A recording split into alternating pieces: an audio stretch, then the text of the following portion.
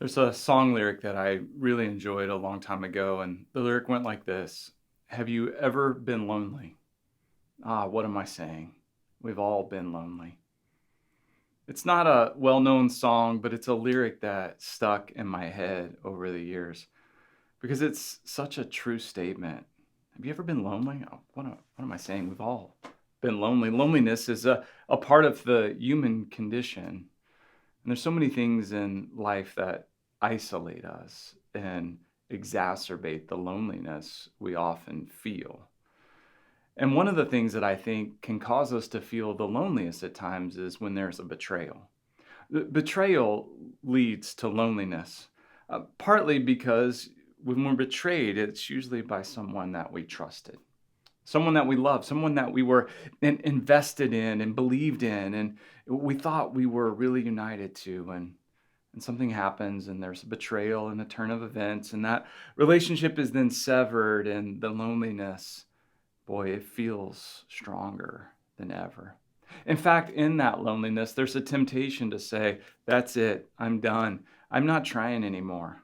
I'm going to wash my hands of this whole relationship business. It's just not worth the risk. The pain's too great. There's no reward in it. And the loneliness gets worse. And here's the thing. We have a God who understands better than we can really even begin to imagine. As I think about that and think about Jesus and his time here on earth and the times of loneliness that he experienced in human form, they're pretty unimaginable. And you may be going, well, wait, what do you mean? Well, think about the betrayal. His own friend, Judas, betrayed him with a kiss. When Judas came to the garden with the armed soldiers and guards, Jesus said, friend, do what you've come to do. And he was betrayed with a kiss.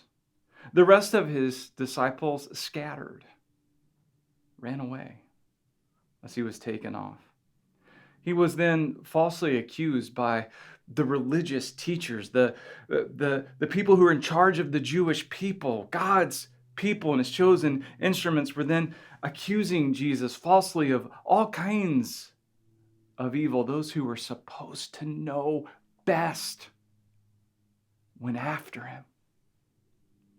And he was mocked and hit and laughed at. And then when he was taken before Pilate, Pilate held him out in front of the crowd of Jewish people. And as was the custom for him to release one prisoner on this specific day, he was like, well, who do you want me to release? And they shouted, Barabbas, this criminal. And he's like, well, what do you want me to do with Jesus? And his own people, the people that he came to save, the people that he had been teaching and he had fed and he had healed, began to shout, crucify him.